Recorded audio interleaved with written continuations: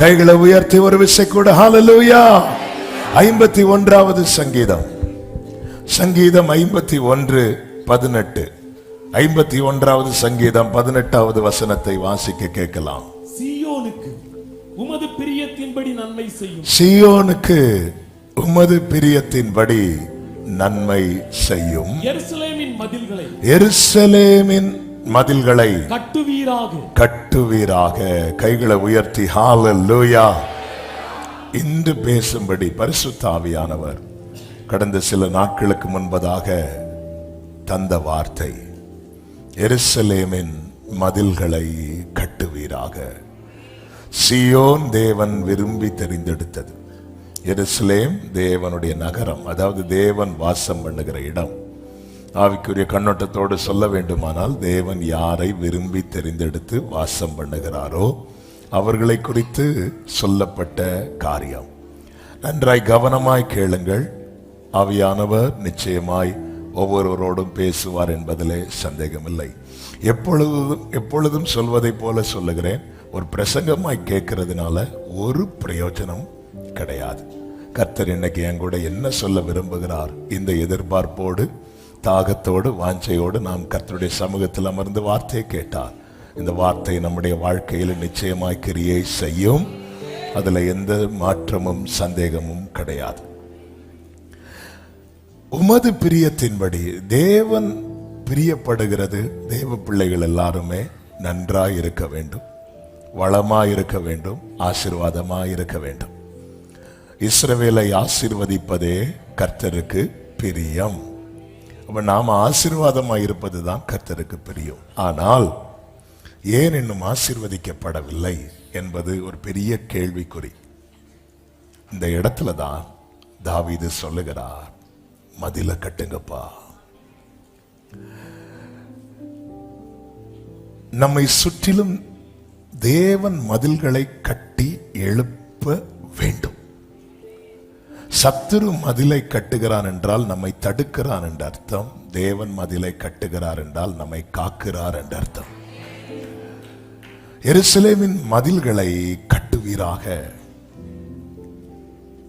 இந்த மதில் கட்டப்பட்டு, அதாவது தேவ பாதுகாப்புக்குள்ளே காணப்படுகிறவனுடைய வாழ்க்கை அழகாகவும் அர்த்தம் உள்ளதாகவும் அலங்காரமாகவும் இருக்கும்.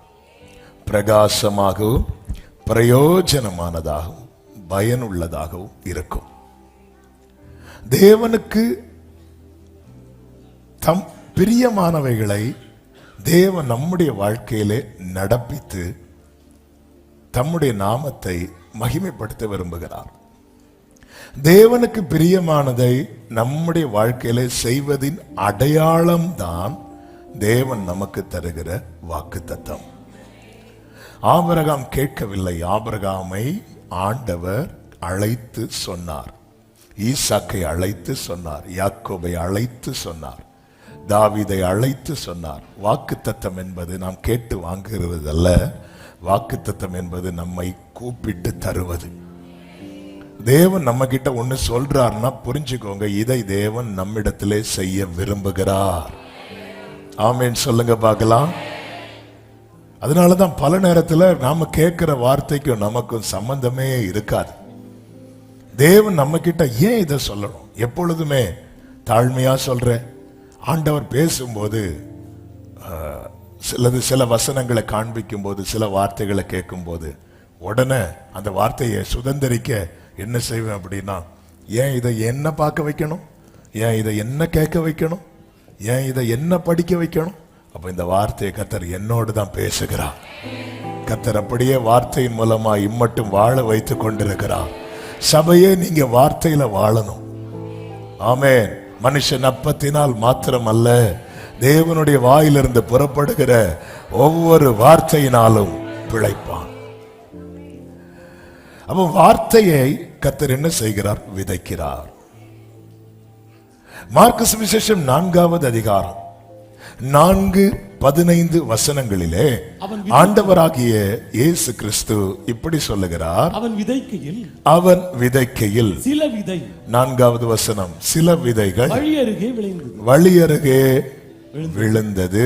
ஆகாயத்து பறவைகள் வந்து ஆகாயத்து பறவைகள் வந்து அதை பட்சித்து போட்டது. அதை பட்சித்து போட்டது என்று சொல்லப்பட்டிருக்கிறது.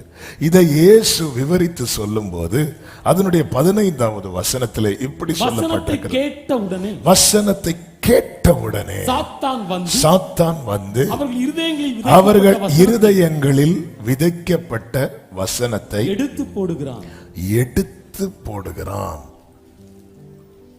நல்ல கவனமா கேளுங்க. வசனம் எல்லாம் விதைச்சாச்சு. எங்கே வசனம் விதைக்கப்பட்டதோ பின்மாறி பெய்யும் போது அங்கே முளைக்கும். மழை பெய்யும் போது எங்கே விதைகள் விதைக்கப்பட்டிருக்கிறதோ அங்கே அந்த விதைகள் முளைக்கும். ஆனா விதைக்கப்படாத இடத்துல அல்லது விதை இல்லாத இடத்துல எவ்வளவு மழை பெஞ்சாலும் முளைக்காது. இது யாருக்கு தெரியும்னா சாத்தானுக்கு தெரியும். வசனம் நமக்கு தான் விதைக்கப்படுது. ஆனா விதைக்கப்பட்ட வசனம் நமக்குள்ளே இருக்கிறது என்றால் நாம் மதில்களுக்குள்ளே இருக்கிறோம் என்று அர்த்தம். விதைக்கப்பட்ட வசனம் உள்ளே இல்லைன்னா நம்முடைய வாழ்க்கையின் மதில்கள் இடிந்திருக்கிறது என்று அர்த்தம். நேற்று என்ன ஆண்டவர் பேசினார் கேட்டா எனக்கு சொல்ல தெரியல. ஆனா 10 வருஷத்துக்கு முன்னாடி யாரோ சொன்ன வார்த்தை நம்ம மனசுக்குள்ள இருக்கும். இன்னைக்கு காலையில் பைபிள் படிச்சீங்கல்ல, ஆண்டவர் உங்ககிட்ட பேசுனது என்னன்னு கேட்டா தெரியாது. ஆனா ஸ்கூல் படிக்கும் போது அல்லது 20 வருஷத்துக்கு முன்னாடி யாரோ சொன்ன காரியம் நம்முடைய மனசுல இருக்கும். இது நம்ம ஈஸியா எடுத்துட்டு போயிடுறோம். ஆவியானவர் இதுதான் இன்னைக்கு பேச விரும்புகிறார். ஒரு விஷயத்தை புரிஞ்சுக்கோங்க. நீங்க ஒயிட் அண்ட் ஒயிட் போடுறவங்களா இருக்கலாம், எல்லா மீட்டிங் அட்டன் பண்றவங்களா இருக்கலாம், ஆலயத்துக்கு நிறைய கொடுக்கறவங்களா இருக்கலாம், நிறைய செய்யறவங்களா இருக்கலாம். நீங்க யாராகவும் இருந்துட்டு போங்க, உங்களுக்குள்ள வசனம் இல்லைன்னா உங்க மதில் இடிந்திருக்கிறது. பின்மாறி பெய்யும் போது உங்களுக்கு ஏமாற்றம் தான் மிச்சம். எனக்குள்ளே வசனம் இல்லை என்றால், நான் பின்மாறி மழைக்காய் காத்திருக்கிறேன், நான் இவ்வளவு பேசுகிற என் வாழ்க்கையில வசனம் இல்லை என்றால் அந்த பின்மாறி பெய்வதனால எப்படி அந்த அங்க முளைக்கும், எப்படி அந்த வசனம் பலனாய் மாறும்? சத்ருவானவன் என்ன செய்கிறான்? வந்து எடுத்து போடுகிறான், எடுத்துறான். நம்ம நினைச்சிட்டு இருக்கோம் அது உள்ளதான் கிடக்குது. எனவேதான் தாவீது சொல்லுகிறார், எருசலேமின் மதில்களை கட்டுவீராக. கர்த்தர் தமது பிரியத்தின்படி நன்மை செய்ய விரும்பி அவருடைய ஜீவனுள்ள வாக்குத்தத்தங்கள் அடங்கிய அந்த ஜீவ வார்த்தையை எனக்குள்ளே விதைக்கிறார். ஆனால் இந்த மதில் இடிக்கப்பட்டதனால சத்துரு என்ன பண்ணுகிறான் என்றால் வந்து அதை பொறுக்கி கொண்டு போடுகிறான், எடுக்கிறான். அதனாலதான் உள்ள தேவையில்லாத எல்லா குப்பைகளும் இருக்கு. எது மட்டும் இல்ல தெரியுமா? வசனம் இல்ல. எனக்கு அநேகர் பாருங்க, உள்ள ஒரு வசனம் இருக்காது. ரொம்ப பரிதாபமான காரியம். ஆனா அநேக மார்த்தாள போல அநேக உலக கவலைகள், அநேக காரியங்கள், ஏதோ ஒண்ணு, ஏதோ ஒரு செயல் உள்ள இருக்கும். தாவீது சொல்லுகிறார், நான் உமக்கு விரோதமாய் பாவம் செய்யாதபடிக்கு உமது வாக்கை என் இருதயத்தில் வைத்து வைத்து வைத்து. இப்படிதான் படிக்கணும். அது எழும்பும், அது போகும், வைக்கணும், திரும்ப வைக்கணும். ஏங்க வீட்டில் 3 நாள் ஸ்டடி லீவ் கொடுப்பாங்க. படிக்கிற பிள்ளைகளுக்கு சொல்லிட்டு இருக்கிறேன். 3 நாள் ஸ்டடி லீவ் கொடுப்பாங்க, படிப்பாங்க. முந்தின நாள் நைட்டு படிப்பாங்க, அடுத்த நாள் காலையில் படிச்சிருப்பாங்க, படிச்சதே படிப்பாங்க. எக்ஸாமுக்கு போகும்போது ஆன் த வேல புக்கை வச்சு படிச்சுட்டு போவாங்க. எக்ஸாமுக்கு ½ முன்னாடி போயாச்சு, அந்த ½ படிப்பாங்க. ஃபர்ஸ்ட் பெல் அடிச்சு உள்ள போறதுக்கு முன்னாடி வெளியிருந்து படிச்சுட்டு இருப்பாங்க. படிக்கிற பிள்ளைகளுக்கு சொல்லிட்டு இருக்கிறேன், படிச்சுட்டு இருப்பாங்க. ஏன்னா படிச்சது அவங்களுக்கு தெரியும்.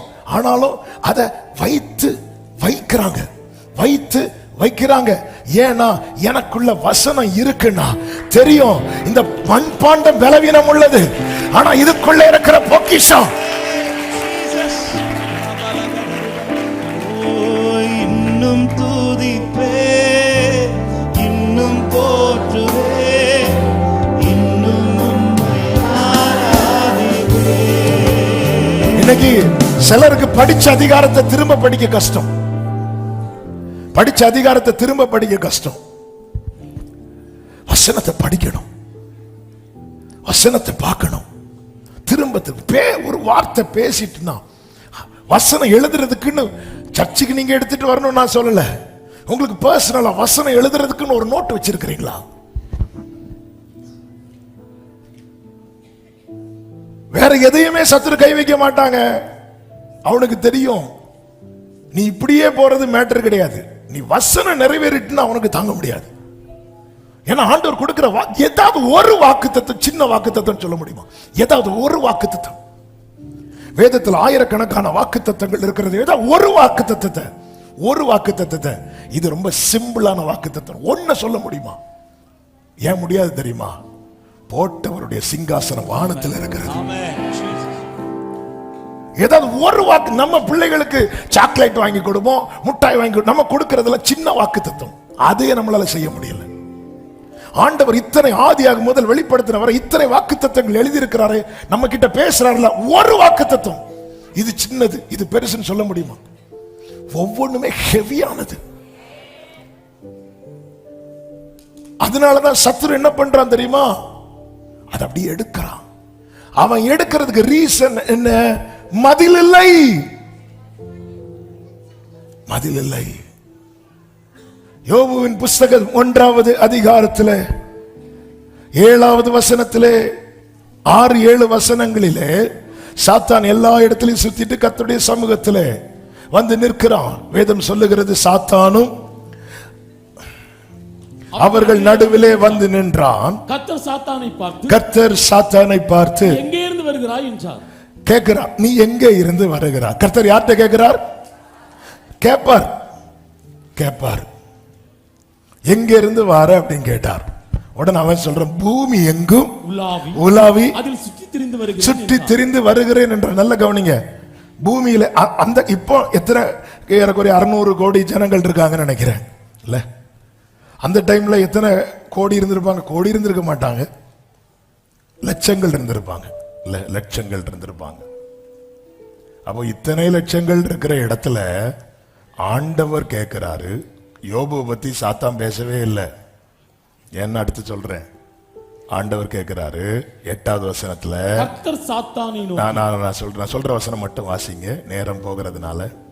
என் தாசனாகிய யோபின் மேல் கவனம் வச்சியா அப்படின்னு கேட்கிறார். ஆமென். ஆண்டவரே, உங்களுக்கு வேற யாரை பத்தியும் கவலையே இல்லையாப்பா அப்படின்னு நம்ம கேட்க தோணும். இல்ல அவனா வந்து சொல்லணும், கவனம் வச்சியா அப்படின்னு கேட்கிறார். அது சிம்பிளா சொல்லணும்னா, உனக்கு யோபுவை பார்க்க முடிஞ்சுதா அப்படின்னு. முடியல. ஏன் முடியலன்னு அவனே சொல்றான். 10வது வசனம் வாசிங்க. நீர் அவனையும் அவன் வீட்டையும் அவனுக்கு உண்டான எல்லாவற்றையும் சுற்றி வேலி அடைக்கவில்லையோ? அடுத்த வார்த்தை, அவன் கைகளின் கிரியையை ஆசீர்வதித்தீர், அவனுடைய சம்பத்து தேசத்தில் பெருகிற்று. என்ன அதன் அர்த்தம்? அங்கே கர்த்தர் என்னென்ன செய்யணும்னு நினைக்கிறாரோ எல்லாம் நடந்துட்டு இருக்கு. ஏன்னா சுத்தி ஒரு வேலி இருக்கு. நல்ல கவனிங்க. சுத்தி ஒரு வேலி.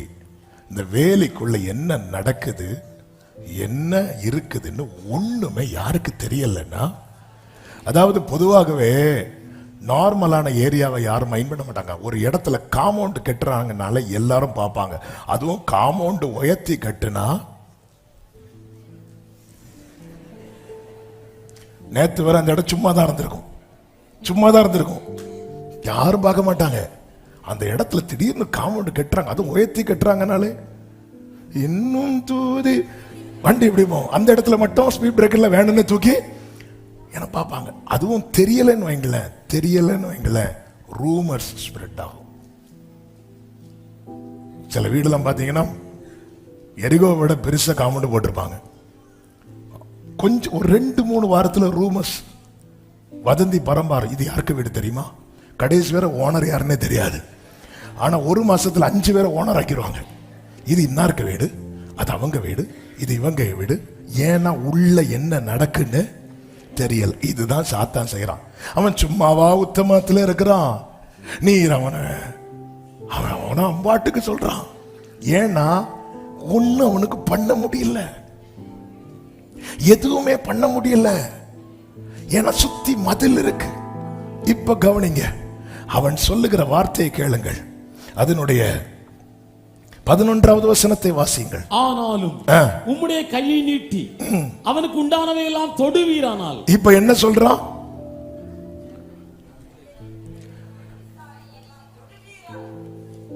அதுதான் அவங்க வாசித்தாங்க. உம்முடைய கையை நீட்டி அவனுக்கு உண்டானதெல்லாம், உம்முடைய கையை நீட்டி.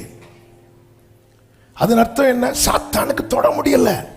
அவன் வேலைக்குள் இருக்கிறவனை ஒருத்தருக்கு மட்டும்தான் தொட முடியும். வேலைக்குள் இருக்கிறவன் மேல ஒருத்தருடைய கை மட்டும்தான் வைக்க முடியும். நான் சொல்றது எத்தனை பேருக்கு விளங்குதுன்னு தெரியல. என் மேல இன்னொரு கை வைக்கப்படக்கூடாது. இப்ப கவனிங்க, இப்ப கவனிங்க. அடுத்த வசனத்தில் ஆண்டவர் சொல்லுகிறார், கர்த்தர் சாத்தானை நோக்கி, இதோ அவனுக்கு உண்டானவை, இதோ அவனுக்கு உண்டானவைகளை எல்லாம் உன் கையில் இருக்கு. அதன் அர்த்தம் என்னன்னா, இப்ப கவனிங்க, இந்த வேலி இருக்குல்ல, அத கொஞ்சம் இப்ப அவர் சுருக்கிறார். காம்பவுண்டை இடிச்சு கொஞ்சம் சுருக்கிறார். இப்ப வேலிக்குள்ள யோபு இருக்கிறான். யோபுவுக்கு உண்டான எல்லாம் வேலிக்கு வெளியே இருக்கு. எப்போ வேலிக்கு வெளியே யோபுவுக்கு உண்டானதெல்லாம் போச்சோ எல்லாத்தையும் தொட்டான். யாரு? சாத்தான். எல்லாத்துல கை வைக்கிறான். விடல அவன் இதான் பார்த்துட்டு இருக்கிறான். நீ வெளியே வா, நீ உள்ள இருக்கிறது வரைக்கும் என்னால தொட முடியாது. ஏன்னா நான் வெள்ளம் போல வந்தா அவர் கொடிய. எப்போ வேலிக்க வெளியே, இப்ப வேலியை சின்னதாக்குறார். இந்த வேலிக்குள்ள யார் இருக்கிறா அப்படின்னா யோபு இருக்கிறான். யோபுவுக்கு உண்டானதெல்லாம் வேலைக்கு வெளியே. யோபுவுக்கு உண்டானது எல்லாமே வேலைக்கு வெளியே. ஒண்ணு கூட விடாம எல்லாத்துலயும் கை வச்சான். ஆனா வேலைக்குள்ள இருந்த போது ஒண்ணுல கூட அவனுக்கு கை வைக்க முடியல. இன்னைக்கு சில நஷ்டங்களையும் இழப்புகளையும் வேதனைகளையும் சகித்து கொண்டு பார்த்து கொண்டு சமூகத்திலிருந்து கேட்கிற அன்பு உள்ளமே உன்னோடு கர்த்தர் பேசுகிறார். அவரை நோக்கி கூப்பிடு. எருசலேமின் மதில்களை கட்டுவீராக.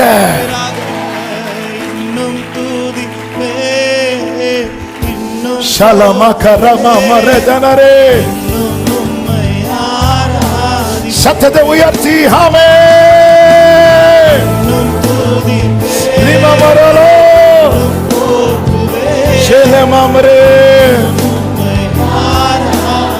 நல்ல கவனமா கேளுங்க, நல்ல கவனமா கேளுங்க. அப்போ நம்ம எந்த இடத்துல அலர்ட் ஆகணும் தெரியுமா? எங்க சத்ருவின் கை ஓங்குறது போல இருக்கோ அந்த இடத்துல விழுந்துடணும்.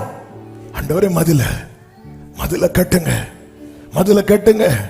நேத்து வரை இல்ல பிரச்சனை, நேத்து வரை சமாதானமா இருந்து, புருஷ மனைவி கடையில நேத்து வரை சமாதானமா இருந்து, பெற்றோர் பிள்ளைகளுக்கு கடை நேத்து வரை சமாதானமா இருந்து, இன்னைக்கு ஒரு சின்ன பிரச்சனை வருது. அவன் எங்கேயோ ஒரு இடத்துல இடிஞ்சிடுச்சுட்டு அவன் உள்ள வந்துட்டான். எருசலேமின் மதில்களை கட்டுவீராக. சபையை உன்னை குறித்து சொல்லப்பட்ட விசேஷத்தை நீ கேள். உன்னத பாட்டின் புஸ்தகம் 4வது அதிகாரம் 12 முதல் நீங்கள் வாசிக்க கேட்கும் போது, என் சகோதரியே, என் சகோதரியே, என் மணவாளியே, என் மணவாளியே, அடைக்கப்பட்ட தோட்டம், நீ அடைக்கப்பட்ட தோட்டமும் மறைவு கட்டப்பட்ட நீருற்றும் முத்திரிக்கப்பட்ட கிணறுமா இருக்கிறாய். உன் தோட்டம் மாதுளம் செடிகளும் அருமையான கனிமரங்களும் மருதோன்றி செடிகளும் நளத செடிகளும் குங்குமமும் வசம்பும் லவங்கமும் சகலவித தூபவர்க்க மரங்களும் வெள்ளை போல செடிகளும் சந்தன விருட்சங்களும் சகலவித கந்தவர்க்க செடிகளும் உள்ள சிங்காரவனமாயிருக்கு. எதுக்கு இதெல்லாம் வாசிக்க வைத்து தெரியுமா? நீ அடைக்கப்பட்ட தோட்டமா இருந்தா அதுக்குள்ள எது இல்ல அப்படின்னு சொல்ற வைப்பார். உனக்கு என்னதான் இல்ல? எல்லாமே இருக்கும், எல்லாமே இருக்கும். அடுத்த வசனத்தை வாசியுங்க. தோட்டங்களுக்கு நீரூற்றும் ஜீவ தண்ணீரின் துறவும் லீபனோனிலிருந்து ஓடி வரும் வாய்க்கால்களும் உண்டாயிருக்கிறது. வாடையே எழும்பு, தெண்டலேவா, கந்த பிசின்கள் வடிய என் தோட்டத்தில் வீசு. என் நேசர் தம்முடைய தோட்டத்துக்கு வந்து அருமையான கனிகளை புசிப்பார். நீ அடைக்கப்பட்ட தோட்டமா இருந்தால் இல்லை என்கிற வார்த்தை உனக்குள்ளே இல்லை. நீ அடைக்கப்பட்ட தோட்டம் எல்லாமே இருக்கும், எல்லாமே இருக்கும். என் வாழ்க்கையில் அது இல்ல, இது இல்ல. ஏன் இல்ல? இருந்துச்சு, எடுத்துட்டு போயிட்டான். ஒவ்வொன்றையும் பறிக்கிறான். உனக்கு தெரியாது. நீ எது சேஃப் நினைக்கிற? இது இருந்தா நான் சேஃப் ஆயிருவேன், இது இருந்தா இல்ல. வாழ்க்கையில ஒரு தோல்வி வருதா, உடனே மதில பார்க்கணும். மதில் எப்படி இருக்கு? அடி மேல அடி வருதா? ஆமென். ஆண்டவரை பாத்தீங்களா? சரிப்பா, நானே அவனை தொடுறேன், நானே யோபுவை தொட வேண்டியதுதான். ஆண்டவர் தொட மாட்டார். ஏன்னா யோபு அவரை நம்புறான். என் அப்பா தொடுறா, என் அப்பா தொடுறது என்ன அழிப்பதற்கா இருக்காது, என் அப்பா தொடுறது என்ன ஆசீர்வதிப்பதற்காக தான் இருக்கும். அதனாலதான் அவனை தொட விடுறார். அவனை தொடணும்னா வேலியை எடுக்கணும். சுத்தி போட்டிருந்த வேலி இப்ப சுருங்குது. ஆமே. இன்னைக்கு இந்த வார்த்தையை பேசும்போது இயேசுவின் நாமத்தில் சபைக்கு சொல்லுகிற செய்தி இதுதான். உனக்கென்று போட்டிருக்கிற வேலி பெருகணுமே தவிர சுருங்க கூடாது. சுருங்கின ஆபத்து, சுருங்கின ஆபத்து. ஆண்டவர் வேலி எதற்கெல்லாம் போட விரும்புகிறார்? உன்னை சுற்றி, உன் குடும்பத்தை சுற்றி, நீ அனுபவிக்கும்படி உனக்கு கொடுத்த நன்மைகளை சுற்றி. இதிலிருந்து அந்த நன்மையை சுற்றி அந்த வேலியை கொஞ்சம் உள்ள போட்டாலும் உன் பொருளாதாரத்துல கை வைப்பான். இன்னும் கொஞ்சம் வேலி உள்ள ஆயிட்டு பிள்ளைங்க வெளியேன்னா பிள்ளைங்களை கை வைப்பான். அதனாலதான் நோவாவுக்கு கர்த்தருடைய கண்களில் கிருபை கிடைத்த போது நோவா தன் குடும்பத்தை ரட்சிக்க, அப்படிதான் இருக்கும் பைபிள்ல. தன் குடும்பம், ஆண்டவரே நான் உள்ள இருந்து என் குடும்பம் வெளியே இருந்தா எருசலேமின் மதில்களை கட்டுவீராக. தாவீதுக்கு ஒரு மதிலை கட்டுன்னு சொல்லி முடிக்க வேண்டியதான தாவீது இல்ல. என்னை சார்ந்த ஜனங்கள் ஒரு ஆளை கூட நான் இழக்க விரும்பவில்லை. ஆண்டவரே எருசலேமின் மதில்களை கட்டுவீராக, சீயோனுக்கும் அது பிரியத்தின்படி நன்மை செய்வீராக. சத்துரு சுற்றி பார்த்தும் சொல்லணும், என்னால் அவங்க பார்க்க முடியல, எங்களால நெருங்க முடியல. ஹல்லேலூயா. அடைக்கப்பட்ட தோட்டத்துக்குள்ள எல்லாமே இருக்கும். சங்கீதம் 80 சங்கீதக்காரன் வலியில சொல்றார். வலியில 8 முதல் உள்ள வசனங்களை பார்க்கும் போது, நீர் எகிப்திலிருந்து ஒரு திராட்சை கொடியை கொண்டு வந்து ஜாதிகளை துரத்தி விட்டு அதை நாட்டினீர், அதற்கு இடத்தை ஆயத்தப்படுத்தினீர், அது வேரொன்றி தேசமெங்கும் படர்ந்தது, அதன் நிழலால் மலைகளும் அதன் கிளைகளால் திவ்யமான கேதுருக்களும் மூடப்பட்டது, அது தன் கொடிகளை சமுத்திரமட்டாகவும் தன் கிளைகளை நதிமட்டாகவும் படரவிட்டது. சொல்லிட்டு அடுத்த வார்த்தை வழியில கத்துறாரு. இப்பொழுதோ வழி நடக்கிற யாவரும் அதை பறிக்கும்படிக்கு அதன் அடைப்புகளை ஏன் தகர்த்து போட்டீர்? நேத்து உங்க கை மட்டும் தானப்பா இருந்துச்சு, இன்னைக்கு யார் யார் கை எல்லாமோ மேல படுதுப்பா. ஏனப்பா அந்த அடைப்புகளை தகர்த்து போட்டீர்?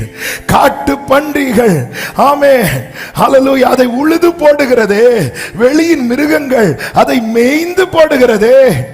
இப்படி எல்லாம் இல்லையே. நீங்க மட்டும்தானே இருந்தீங்க, உங்க கரை மட்டும்தானே இருந்துச்சு. இன்னைக்கு யார் கை எல்லாமோ படுது, யார் கால் எல்லாமோ படுது. என்னாச்சு? மதிலுக்கு, அடைப்புக்கு என்னாச்சு? ஹல்லேலூயா. என்னாச்சு? யார் யாரெல்லாமோ பிள்ளைங்களை டார்கெட் பண்றாங்களே, யார் யாரெல்லாமோ நீர் கொடுத்த நன்மையில கை வைக்கிறாங்களே. ஹல்லேலூயா.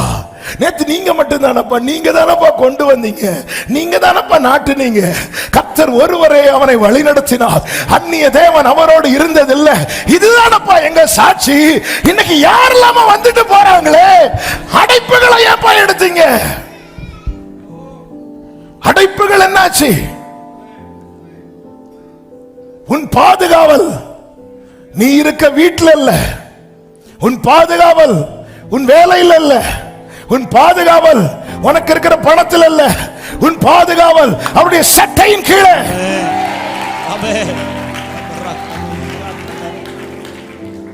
நம்ம எல்லைக்குள்ள ஆக்சுவலா எப்படி இருக்கணும் தெரியுமா? சத்துரு ஒரு கோட்டை கட்டினான். அந்த கோட்டைக்கு பேர் எரிகோ. எரிகோ எரிகோ மதில். அந்த எரிகோவை குறித்து இப்படி சொல்லப்பட்டிருக்கிறது. யோசுவா 6வது அதிகாரம் அதனுடைய 1வது வசனத்தை வாசி. எரிகோ இஸ்ரவேல் புத்திரருக்கு முன்பாக அடைக்கப்பட்டிருந்தது. ஒருவரும் வெளியே போகவும் இல்லை. இப்படிதான் இருக்கணும் நம்முடைய வாழ்க்கை. அந்த மதிலை தாண்டி நம்ம வெளியே போயிடக்கூடாது. இந்த மதிலுக்குள்ள சத்துரு உள்ள வரவும் கூடாது. ஒரு சத்துரு கட்டின கோட்டையே இவ்வளவு ஸ்ட்ராங்கா இருக்குமானால், தேவ பிள்ளைகளுடைய அரணும் கோட்டையும் துணையுமானவர் நாம் ஆராதிக்கிற நம்மை மீட்டுக் கொண்ட நம் ஆண்டவர். அதாவது அவருக்குள்ள இருக்கிறது எவ்வளவு பெரிய பாதுகாப்பு என்பது மூத்த குமாரனுக்கு கேட்கிறத விட இளைய குமாரன் கேட்டா சொல்லுவான். இளைய குமாரன் கேட்கணும். அதாவது பசி வர்றதுக்கு முன்னாடி சாப்பிட்றவங்கள்ட்ட பசியை பத்தி கேட்கறத விட பசியில கத்துவாங்க தெரியுமா? அவங்க கிட்ட போய் பசின்னு என்னன்னு கேட்டு பாருங்க. புக்கா சொல்லுவாங்க. இது பசி வர்றதுக்கு முன்னாடியே சாப்பிட்டு சாப்பிட்டு சாப்பிட்டு அப்புறம் ஜெப குறிப்பு வருது. பசியே வர மாட்டேங்குது. காலையில் என்ன சாப்பிட்ட? ஒரு குழல் புட்டு 2 பழம். எப்படி வரும்?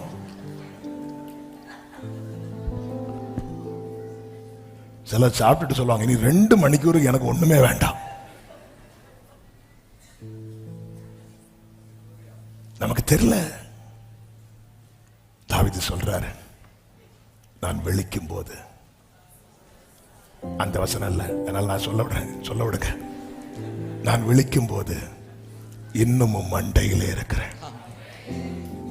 நான் நினைச்சேன், ஆண்டவரே தேறுதல் நான் இராமற் போகும் முன்னே என்னிடத்தில் பொறுமையா இருக்கும். நைட்டு தூங்கும் போது நினைச்சேன், நைட்டோட என் கதையை முடிச்சிருவான் இந்த சவுல், இல்லைன்னா இந்த அப்சலோம். ஆனா நான் விழித்து பார்க்கிறேன், இன்னமும் மண்டையில இருக்கிறேன். என் ஆத்மாவை நீ ஏன் கலங்குகிறாய்? நீ ஏன் தியங்குகிறாய்? தேவனை நோக்கி காத்திரு. என் முகத்துக்கு ரட்சிப்போ என் தேவனுமாய் இருக்கிறவரை நான் இன்னும் துதிப்பேன்.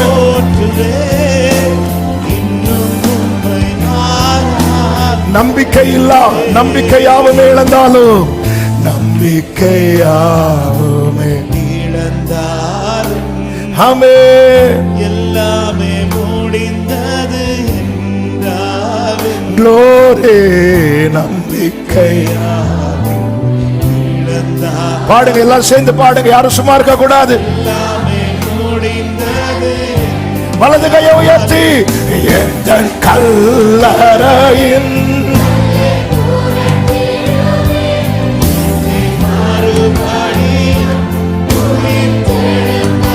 அவன் எந்த கல்லறையில்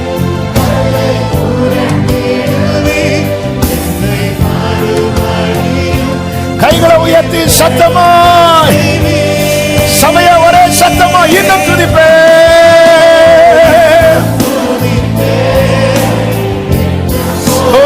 மலக்கமரோ சேமம்ரே லதரே லமம்ரே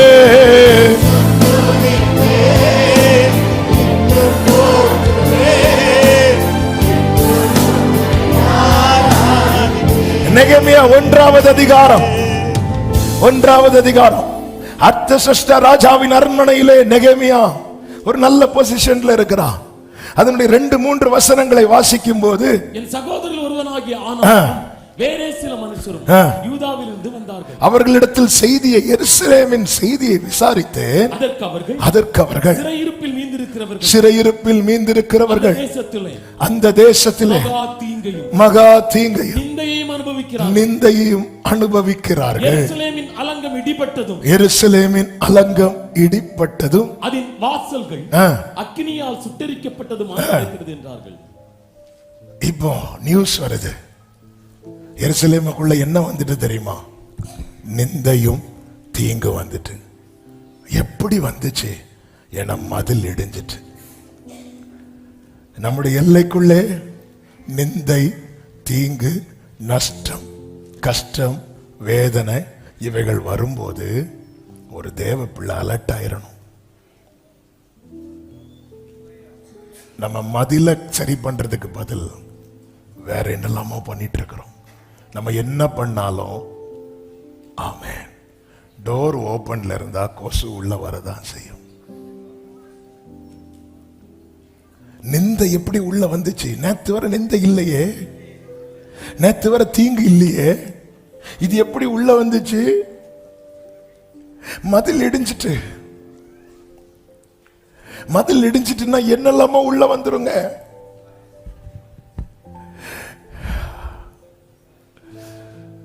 தோட்டத்தை கெடுக்கிற நரிகள், குழி நரிகள் உள்ள வந்துரும். மதில் இடிஞ்சிட்டுன்னா நம்முடைய வாழ்க்கையில நிந்தை. மதில் இடிஞ்சிட்டுன்னா, எனவேதான் அந்த மதிலை எப்படியாவது இடிக்கணும், இடிக்கணும். இதுதான் சத்துருவின் நோக்கம். இதை கேட்டதும் நெகேமியா 5 காரியத்தை செய்கிறார்.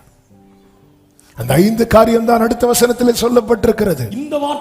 இந்த வார்த்தைகளை கேட்டதும் நான் உட்கார்ந்து அழுது துக்கித்து உபவாசித்து மன்றாடி ஆண்டவர் சமூகத்துல. ஏன்னா மதில் இடிஞ்சிட்டு.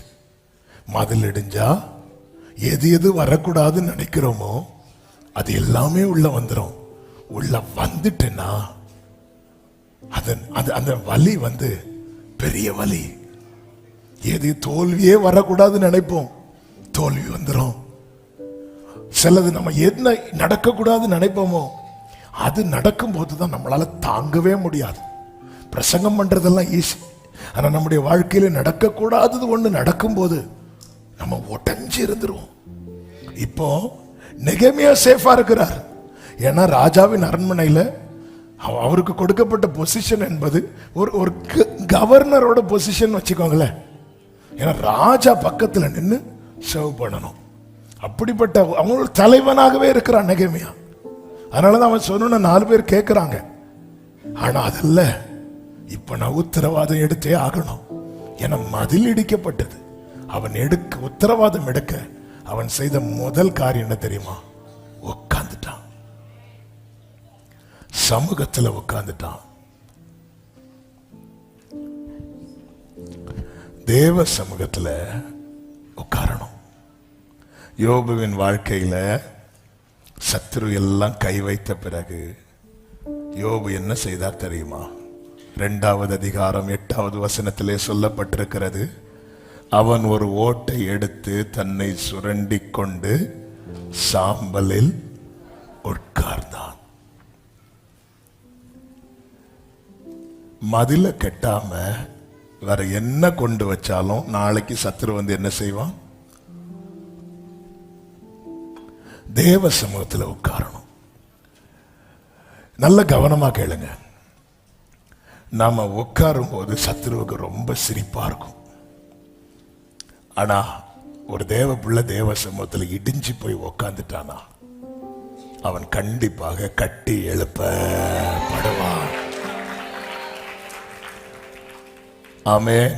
இன்னைக்கு காலையில் ஒரு வேர்டு எனக்கு பர்சனலா ரொம்ப பலனா இருந்துச்சு.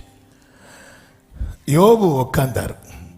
உட்கார்ந்த யோபு கண்டு கர்த்தர் சிலவற்றை செய்தார். அதுதான் அவனுடைய முன்னிலைமையை பார்க்கிலும்.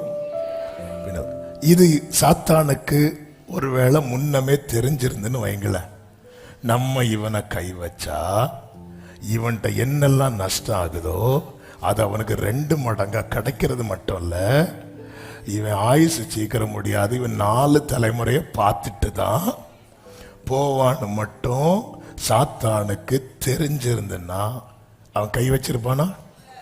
இல்ல. என்ன அதுன்னு அர்த்தம்? தேவ பிள்ளையே, அன்பு சபையே, சாத்தான் தெரியாம உன் வாழ்க்கையில விளையாடிட்டு இருக்கிறான்.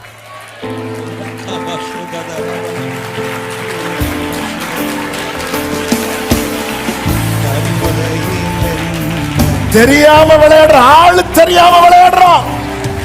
நீ இருக்கிறது சாம்பல்ல, ஒரு ஓட்டு எடுத்து இது மட்டும் தான் அவனுக்கு தெரியுது. ஆனா இதுக்கு பின்னாக ஒருவர் இருக்கிறார். எத்தனை பேர் ஆமென் சொல்றீங்க? நல்ல கைகளை தட்டி என்னை அரவணைத்து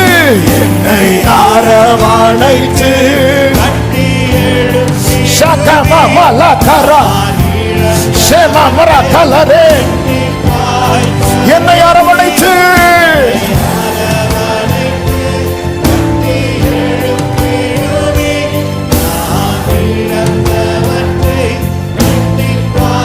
நம்புறவங்க வலது கையை உயர்த்தி கண்களை ஏறெடுத்து சொல்லுங்க, இன்னும் துதிப்பே.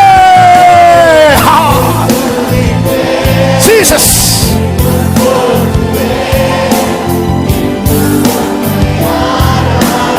ஆமென். சிகமஹல கரபா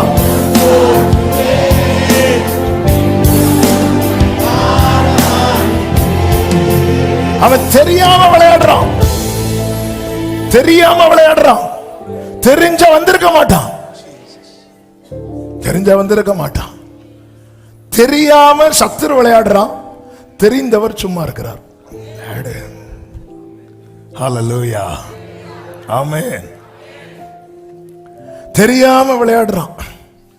பிள்ளைக்கு ரிசல்ட் வந்திருக்கும், நம்ம பார்த்திருப்போம், ஃபர்ஸ்ட் நல்ல மார்க் பாஸ். பிள்ளைக்கு இன்னும் வீட்டுக்கு தெரியல, நம்ம நேர வீட்டுக்கு வருவோம். ரிசல்ட் என்ன தெரியல, என்ன தெரியல, அப்படி கொஞ்சம் அப்படி பார்த்துட்டு சும்மா இருப்போம். தெரியாதவங்க விளையாடுவாங்க. ஒழுங்கா படிச்சிருந்தா, ஒழுங்கா படிச்சு தெரியாதவங்க விளையாடுவாங்க. நிறைய விளையாடுறாங்க உங்க வாழ்க்கையில. இன்னைக்கு உள்ள ரேமாவை கேளு, தெரியல அவனுக்கு உன்னை பத்தி.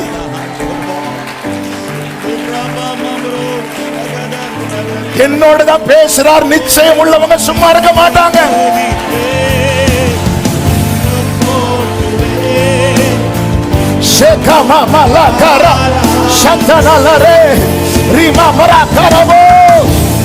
ஆளு தெரியாம விளையாடிட்டு இருக்கிறோம். ரத்தத்தால் மீட்கப்பட்ட ஜனமே, ஆளு தெரியாம விளையாடிட்டு இருக்கிறோம். சரி, ஓகே. 42வது அதிகாரத்தில் இந்த சாத்தான் ஒருத்தரை பாத்தீங்களா? ஏன்னா அப்பதான் மேட்ரே அவனுக்கு தெரியுது. தெரிஞ்ச அந்த எல்லை பக்கம் இருக்க மாட்டான். தெரியாததுனால அவனுக்கு தொல்லை தந்துட்டே இருக்கிறான். ஒரு நாள் அது தெரிய வரும். நீ யார் என்பது தெரிய வரும். உன் தேவன் யார் என்பது தெரிய வரும்.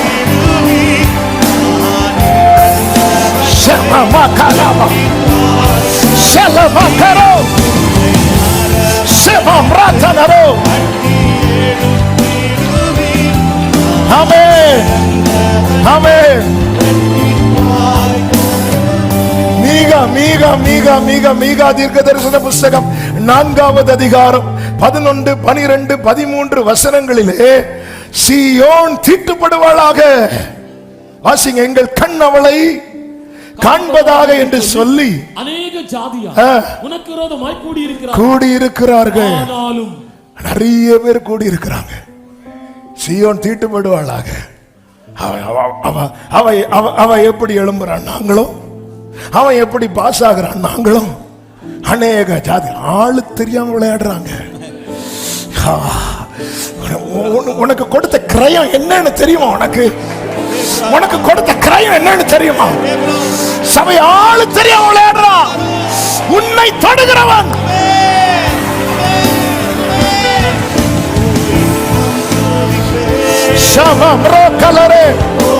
ஜீசஸ். அடுத்த வசனம் 12வது வசனம். ஆனாலும் அவர்கள் கர்த்தருடைய நினைவுகளை அறிந்திருந்தா இப்படி பண்ணிருக்க மாட்டான். அவருடைய யோசனையை உணராமலும் இருக்கிறார்கள். அவர் அரிக்கட்டுகளை போல அவர்களை களத்திலே தெரியாது. யாரு அவள் தீட்டுப்படுவாளாக அப்படி சொல்றாங்களோ அவங்களெல்லாம் அரிக்கட்டுகளை போல சேர்ப்பாராம். ஆனாலும் அவர்கள் கர்த்தருடைய நினைவுகளை, சீயோனே உன்னை ஆள் இல்லைன்னு தெரிந்தெடுக்கல, உன்னை விரும்பி நல்ல கவனி. சீயோனே யாக்கோபின் வாசஸ்தலங்கள் எல்லாவற்றையும் பார்க்கலாம். யாக்கோபை தெரிந்தெடுத்தார்னா ஏசாவளி வந்ததுனாலன்னு சொல்லலாம். ஆனா சீயோனே ஒன்ன அப்படி இல்லை. நீ எந்த வழியா வந்த? பேக்ரவுண்ட சொல்லு. இல்லப்பா வேண்டாப்பா, அது வேண்டாப்பா, வேண்டாப்பா. ஆனா நான் உன்னை தெரிந்தெடுத்தது எப்படி தெரியுமா? நான் விரும்பி தெரிந்தெடுத்தேன். நான் விரும்பி தெரிந்தெடுத்தேன். உன் லைஃப்ல சத்துரு விளையாடுறா, அவனுக்கு விஷயம் தெரியல, ஆளு தெரியாம விளையாடிட்டு இருக்கிறான். நாளானது விளங்க பண்ணும்.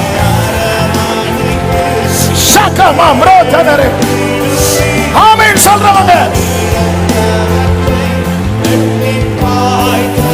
ஜீசஸ்.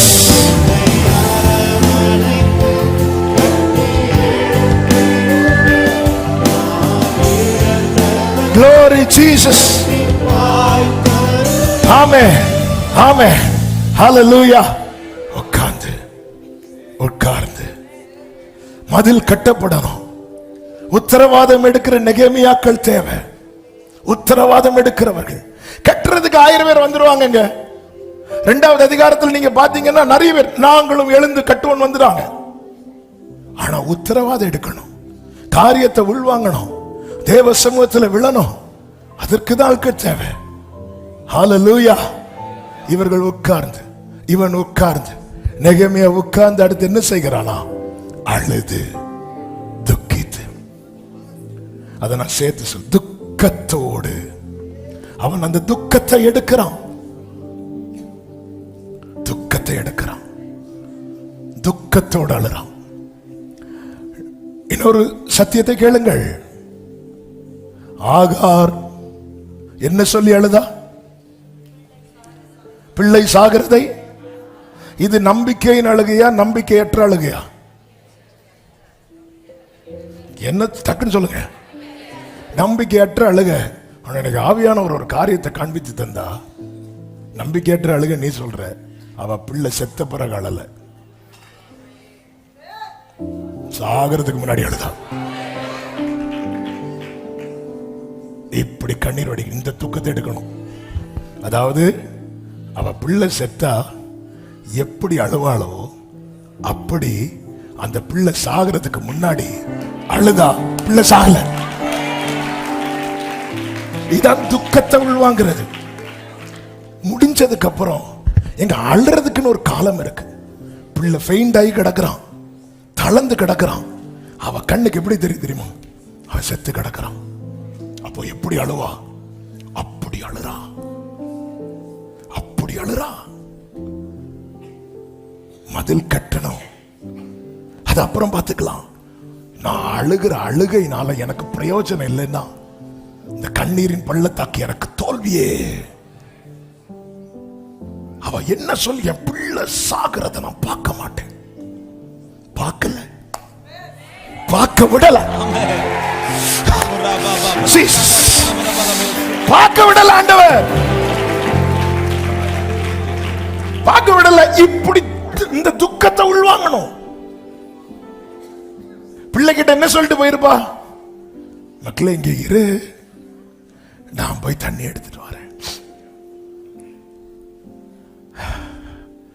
சில அழுகையின் பள்ளத்தாக்கில் தேவன் கொண்டு வந்ததற்காக ஸ்தோத்திரம். அப்பதான் அந்த ஊற்று தெரியும்.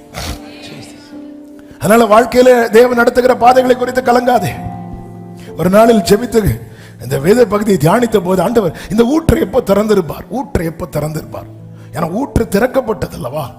ஆனா ஊற்று திறக்கப்பட்டது பைபிள்ல இல்ல, கண்ணு திறந்ததுதான் இருக்கு. கண்ணு திறக்கிறதுக்கு முன்னாடி ஊற்றை திறந்திருக்கிறார். ஊற்றை எப்போ திறந்திருப்பார்? ஒரு நாள் ஆவியானவர்கிட்ட சப்போர்ட் ஹெல்ப் கேட்கும் போது ஆவியானவர் சொன்னார், எப்போ இஸ்மவேல் அவ வயிற்றுல இருந்து ஆகாரம் விட்டு வெளியே வந்து நான் வேர்டு கொடுத்தேன்ல, அப்பவே இன்னொரு இடத்துல நான் ஊற்றை திறந்துட்டேன். இனி அந்த இடத்துக்கு இவன் வரணும். சில நேரத்தில் வாழ்க்கையில நடக்கிற காரியங்களை நினைக்கும் போது நம்மளால அதை ஏற்றுக்கொள்ள முடியாது. ஆனா அது அப்படியே ரிவர்ஸ்ல பாருங்க. இவ இந்த இடத்துல வந்து ஊற்றை பார்க்கிறதுக்கு காரணம் இவ கண்ணு திறந்தது. இவ கண்ணு திறக்க காரணம் இவ அழுதது. இவ அழ காரணம் அவ உட்கார்ந்தது. அவ உட்கார காரணம் அவளுக்கு கால் வலித்தது. என அலைந்து தெரிந்தாள். அவளுக்கு கால் வலிக்க காரணம், கால் வலிக்க அலைந்ததுக்கு காரணம் அவளுக்கு தண்ணி கிடைக்காதது. தண்ணிக்காக அலைய காரணம் துருத்தியில் இருக்கிற தண்ணீர் தீர்ந்தது. இந்த துருத்தியை கொடுத்தது யாரு? ஆபிரகாம். அப்படி நேரம் ஆபிரகாம் வீட்டுக்கு போனான். அங்கிருந்து இப்போ இந்த வனாந்திரத்துக்கு வர்றதுக்கு காரணம் ஆபிரகாம் துரத்தி விட்டது. ஆபிரகாம் துரத்தி விட காரணம் சாராளுக்கும் ஆபிரகாமுக்கு இடையில பிரச்சனை வந்தது. வாழ்க்கையை திரும்பி பார்க்கும்போது தேவன் நடத்தினது எல்லாமே எங்க இன்னைக்கு ஒவ்வொரு ஸ்டெப்பும் அழுது ரத்த கண்ணீர் வடித்து நீ நடக்கிற, நாளைக்கு நீ திரும்பி பார்த்து சொல்லுவ, அவரிடத்தில் அன்பு கூறுகிறவர்களுக்கு சகலமும் நன்மைக்கு ஏதுவா. ஷலமா மரோகலரோ ரிமா ராதலலரா ஷட்டனரவகரோ. ஆமென் சொல்றவங்க ஜீசஸ்.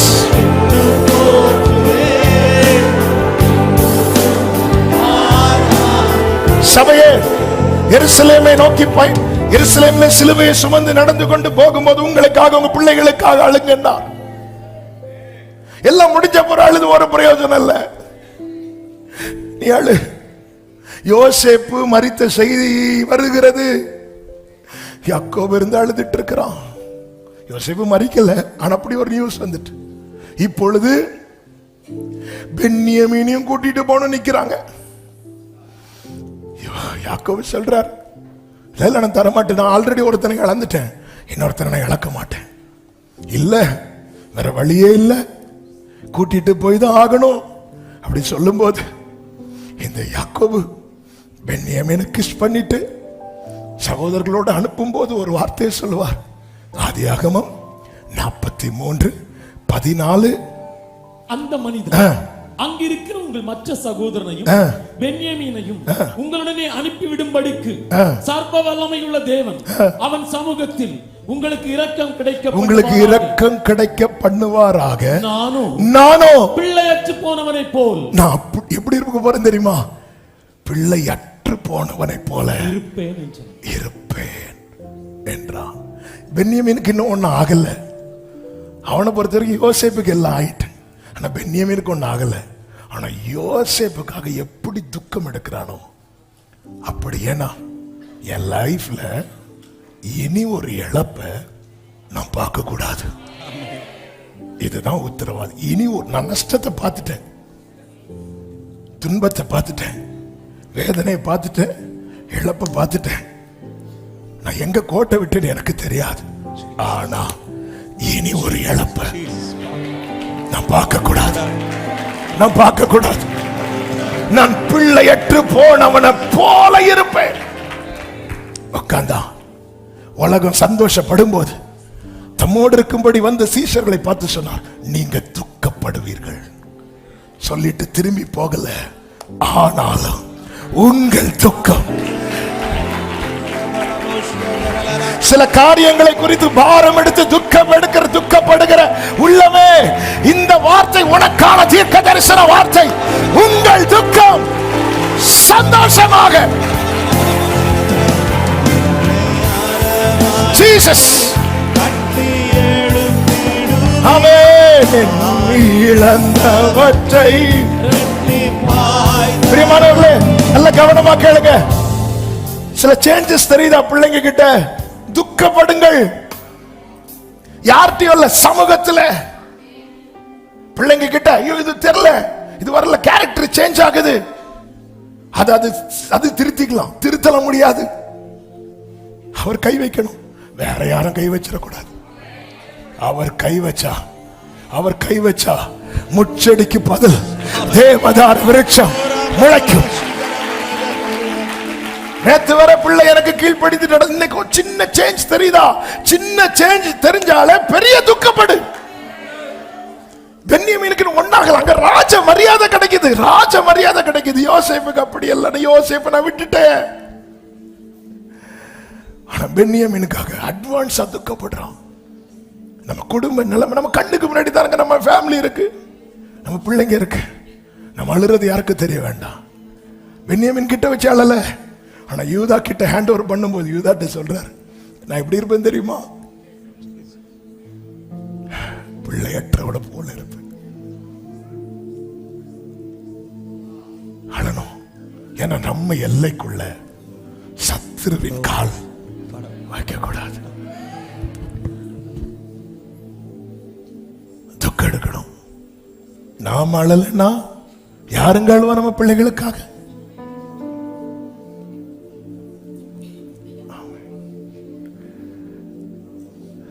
எசேக்கியா ராஜா கிட்ட ஏசாயாவை கர்த்தர் அனுப்பி சொல்றாரு, வீட்டு காரியத்தை ஒழுங்குபடுத்து, நீ பிழைக்க மாட்டேன்னு சொன்னதும் சுவர் புறமா திரும்பி ஓன்னு அழுறான்.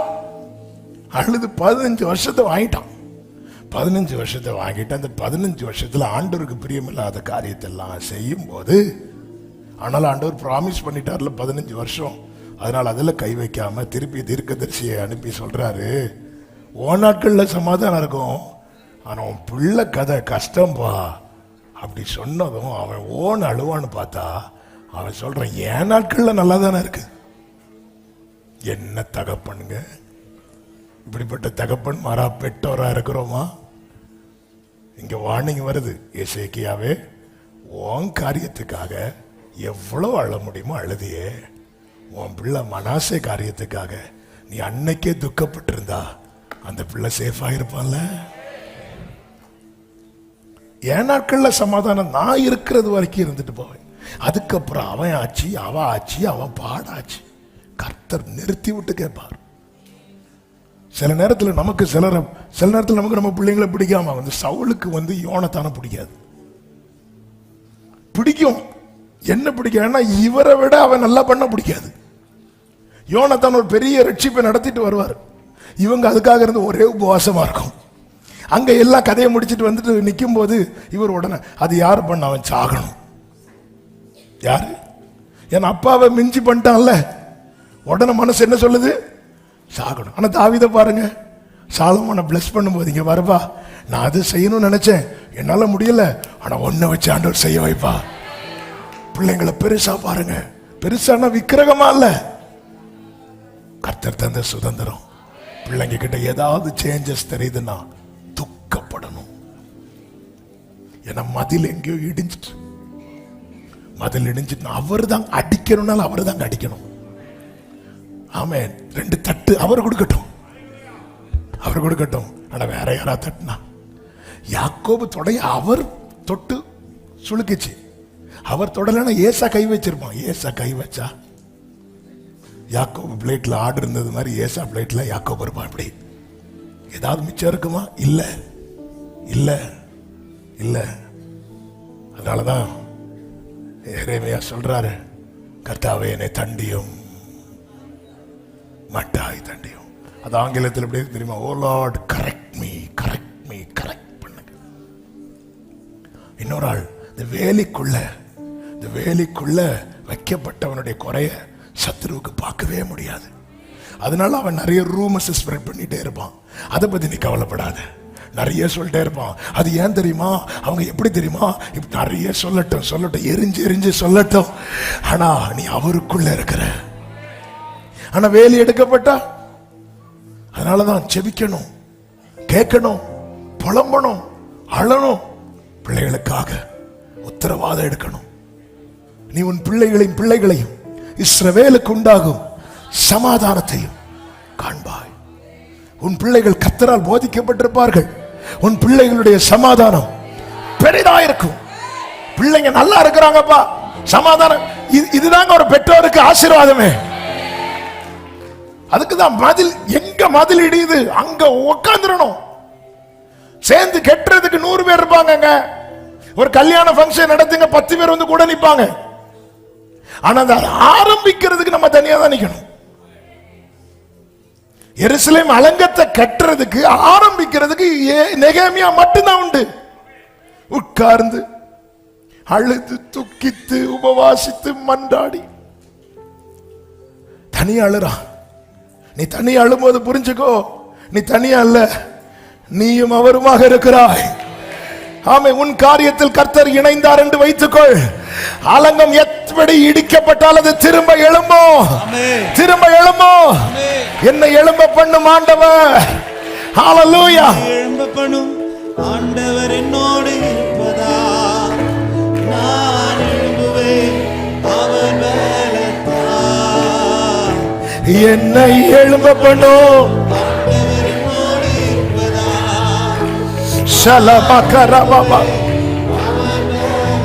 கர்த்தருக்கு சித்தமானால் இந்த செய்தி அடுத்த வாரம் தொடரும். ஆனா 1-2 காரியத்தை மட்டும் வேகமா சொல்லி ஒரு 5-10 நிமிடங்களிலே முடித்து ஜெபிக்க விரும்புகிறேன். இப்போ உட்கார்ந்து அழுது துக்கித்து உபவாசித்து மன்றாடி கர்த்தரை நோக்கி பார்க்கிறவனுக்குள்ளே இந்த மதில் கட்டுற காரியத்தை குறித்து கர்த்தர் வைக்கிறார். வேதத்தில் அது இப்படி சொல்லப்பட்டிருக்கிறது. நெகேமியா 2வது அதிகாரம் அதனுடைய 12வது வசனம். நான் சில மனுஷரை கூட்டிக் கொண்டு 11 வாசிங்க. நான் எருசலேமுக்கு வந்து அங்கே 3 நாள் இருந்த பின் நான் சில மனுஷரை கூட்டிக் கொண்டு ராத்திரியில் எழுந்து நகர சோதனை செய்தேன். அடுத்த வார்த்தை ஆனாலும் எருசலேமுக்காக இந்த வார்த்தை எருசலேமுக்காக செய்யும்படி என் தேவன் என் மனதில் வைத்ததை நான் ஒருவருக்கும். இதுலதான் ரொம்ப கேர்ஃபுல்லா இருக்கணும். காரியம் தொடங்குறதுக்கு முன்னாடி எல்லாத்தையும் போய் விளம்பல. இப்படி ஒரு காரியத்தை நெகேமியா மனதுல கர்த்தர் வைக்கிறதுக்கு நெகேமியா கொடுத்த கிரயம் கொஞ்சம் கிடையாது. ஒரு நாள் ஆண்டவரை ஜெபம் பண்ணி எனக்கு வெளிப்படுத்த மாட்டார். நான் உட்கார்ந்து அழுது துக்கித்து உபவாசித்து மன்றாடி. உத்தரவாதம் எவன் ஒருவன் உத்தரவாதம் எடுக்கிறானோ அவனுக்குள்ளே கர்த்தர் தம்முடைய ரகசியத்தை வைப்பார். அதை எல்லார்ட்டையுமே விளம்ப கூடாது. அதை உள்ள வச்சுக்கணும். சிலர் வந்து கேட்பாங்க, ஏன் நீங்க என்கிட்ட சொல்லல அப்படின்னு சொன்னா, நான் உட்காரும் போது என் கூட உட்கார்ந்தீங்களா? இல்ல. நான் அழும்போது என் கூட அழுதீங்களா? இல்ல. நான் உபவாசிக்கும் போது என் கூட உபவாசிச்சீங்களா? இல்ல. அதை கட்டும் போது உங்களுக்கு தெரியும். சொல்லல. அதுல ஒரு வேர்டு சொல்லுவார் பாருங்க. நான் சொல்லல, நெகேமியா சொல்றார். வாசிங்க. நான் ஏறி போன மிருகமே அல்லாமல் வேறொரு மிருகமும் நான் ஏறி போன மிருகமே அல்லாமல் வேறொரு மிருகமும் என்னோடு இருந்ததில்லை. இதை நான் ஆவிக்குரிய கண்ணோட்டத்தோடு சொல்ல விரும்புகிறேன். ஏன் சொல்லல நெகேமியாவே? ஏன்னா நான் அழும்போது அவர்கள் என் முன்னாடி எப்படி இருந்தாங்க தெரியுமா? மிருக குணம் உள்ளவர்களை போல இருந்தாங்க. மிருக குணம் உள்ள மனுஷன் அதை அறியான். உன் வலி பலருக்கு தெரியாது, உன் கண்ணீர் பலருக்கு தெரியாது. ஆனால் அதை அறிந்தவர் தான் உனக்குள்ளே வார்த்தையை வைத்திருக்கிறார், உனக்குள்ளே வசனத்தை வைத்திருக்கிறார். இவர் போய் எல்லாத்தையும் பார்த்துட்டு வந்துட்டு இப்போ அந்த மேட்டரை ரிவீல் பண்றார், ஓபன் பண்றார். 18வது வசனத்தை வாசியுங்கள். என் தேவனுடைய கரம் என் மேல் நன்மையாக இருக்கிறது. ராஜா என்னோட சொன்ன வார்த்தைகளையும் அவர்களுக்கு அறிவித்தேன். எல்லாம் ஓகே ஆகிறது வரை ஒண்ணுமே சொல்லல. நீங்க அதுக்கு மேல படிக்கும் போது தெரியும். ஆனா எல்லாம் ஓகே ஆனதுக்கு அப்புறம் இவர் வெளிப்படுத்தும் போது அந்த நல்ல வேலைக்கு தங்கள் கைகளை திடப்படு எழுந்து கட்டும் வாருங்கள் அப்படி சொல்லிட்டு திடப்படுத்துறாங்க. ஆமென். கர்த்தர் ஒரு காரியத்தை வைத்தார்னு எங்களை உதவும்படியான ஆட்களை கர்த்தர் கொண்டு வந்து தருவார். ஆனா அந்த காரியத்தை வைக்கிறதுக்கு உத்தரவாதம் எடுக்கணும். பரலோகத்தின் தேவனானவர் காரியத்தை கை கூடி வர பண்ணுவார். 6வது அதிகாரம் 15-16 வசனங்களில் எப்படி சொல்லப்பட்டிருக்கிறது? அலங்கமானது 52 நாளைக்குள்ளே கட்டப்பட்டு எலூம் மாதம் 25ஆம் தேதியிலே முடிந்தது. இந்த வேட கவனிக்கணும். எங்கள் பகைஞர் எல்லாரும் அதை கேட்ட போதும், எங்கள் சுற்றுப்புறத்தாராகிய புறஜாதியான அனைவரும் கண்டபோதும், எதை கண்டபோது? மதில. எல்லாரும் சொல்லுங்க. மதிலை கண்டபோது மிகவும் முனையற்று போய் கத்தியோட முனை போச்சுன்னா அதை வச்சு பழத்தை கூட வெட்ட முடியாது. எப்ப அவங்க முனையற்று போனாங்க தெரியுமா? மதில் கட்டப்பட்ட போது. உனக்கு விரோதமாய் உருவாக்கப்படும் எந்த ஆயுதமும் மதில் கட்டப்படலைன்னா எல்லா கத்தியுமே நம்மளை காயப்படுத்தும். மதில் கட்டிட்டுனா எல்லாம் முனையற்று போச்சு. இனி இதை வச்சு என்ன பண்ண? பிள்ளைகிட்ட விளையாட கொடு, பிள்ளைங்க கிட்ட விளையாட கொடுங்க. ஆமென். அதாவது எக்ஸ்பைரி டேட் ஆன ஏடிஎம் கார்டெல்லாம் பேரண்ட்ஸ் பிள்ளைங்க கிட்ட விளையாட கொடுப்பாங்க. அதை வச்சு ஒரு யூஸுமே இல்லை. அதை வச்சு ஒரு யூஸுமே கிடையாது. இனி இதை வச்சு என்ன பண்ணலாம்? பிள்ளைங்கிட்ட விளையாட கொடுக்கலாம். முனையற்று எப்போ தெரியுமா? மதில் கட்டப்பட்ட பிறகு. இந்த இடத்துல தான் சபையை கேளுங்க. தாவீது சொல்ற, நான் கட்டுவேன் என்றல்ல, நீங்க கட்டுங்க. நீ என்ன செய்யணும்? தேவ சமூகத்துல விட்டு கொடுக்கணும். ஆண்டவரே, என் பாதுகாவல் நீங்க தான்ப்பா. எருசலேமின் மதில்களை கட்டுவீராக. இன்னைக்கு அநேக அம்புகள் காயப்படுத்துகிறது, மதில் இல்லாததுனால. அநேக ஆயுதங்கள் தாக்குகிறது, மதில் இல்லாததுனால. கொஞ்சம் இதையோ இப்படி பார்க்க ஆரம்பிச்சிருங்க. இன்னைக்கு எது எது உங்களை காயப்படுத்துதோ அதெல்லாம் உங்களை சுத்தி கட்டப்பட்ட மதில்னால முனையற்று போய். ஹல்லேலூயா. எத்தனை பேர் நம்புறீங்க கர்த்தர் அதை செய்ய போறா? நம்ம ஆண்டவரை துதித்து மகிமைப்படுத்துவோமா? எல்லாரும் அப்படி எழுந்து நின்று அந்த இன்னும் துதிப்பேன்ங்கிற பாடல ஆமை கர்த்தர் கட்டுவோம். நீங்க விசுவாசத்தோடு நம்பிக்கையோடு தேவனை துதித்துக் கொண்டிருக்கும் போதே கர்த்தர் உங்கள் வாழ்க்கையில மதில்களை கட்டுவாராக. எழுந்து நிற்க முடிந்த அத்தனை பேரும் ஆமென்.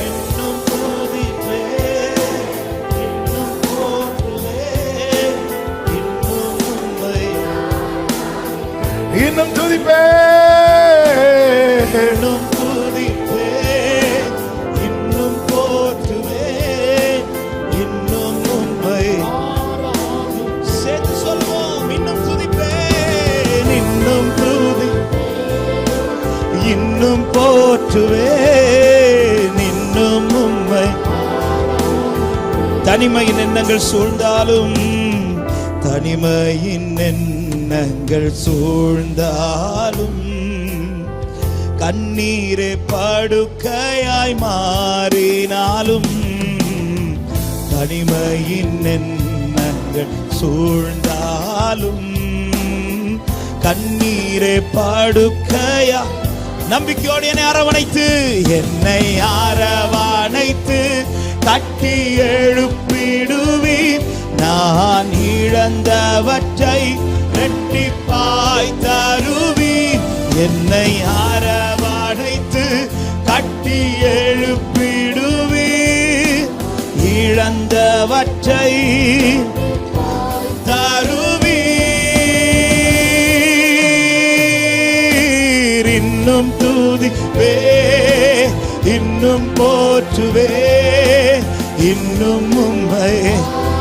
என் மதில்களை கட்டுவீராக. இன்னும் துதி. நஷ்டப்பட்டவைகள் திரும்ப, இழந்தவைகள் திரும்ப ஆராதிப்பே. ஒரு விசை கூட இன்னும் துதிப்பே, இன்னும் துதிப்பே, இன்னும் போற்றுவே, இன்னும் உம்மை. பாடுங்க சபையே, இன்னும் துதிப்பே, இன்னும் துதிப்பே.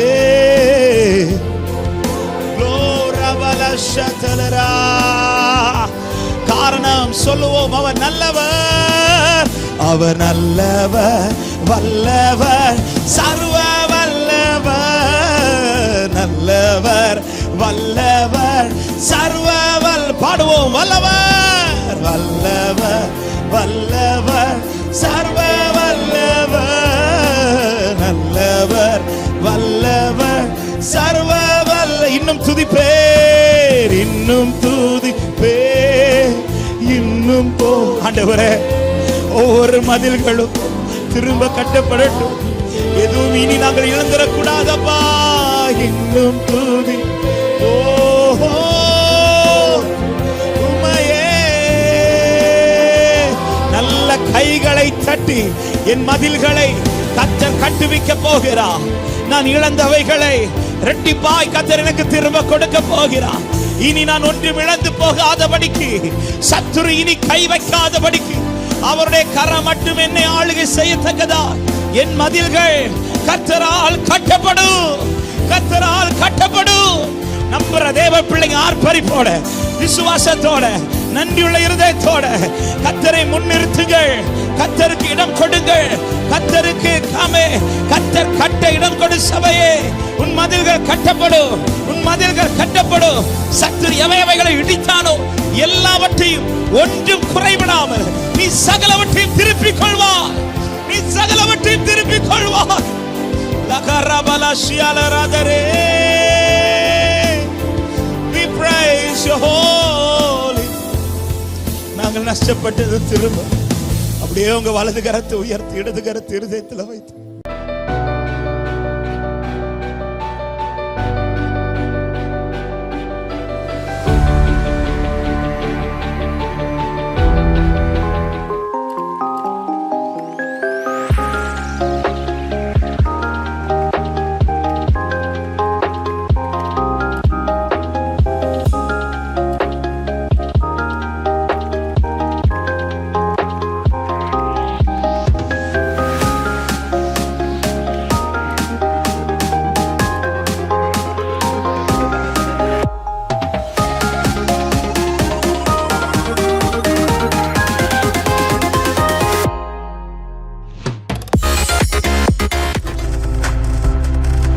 நீங்கள் பார்த்துக் கொண்டிருப்பது உங்கள் ஜாய் டிவி. உங்கள் துக்கம் சந்தோஷமாய் மாறும்.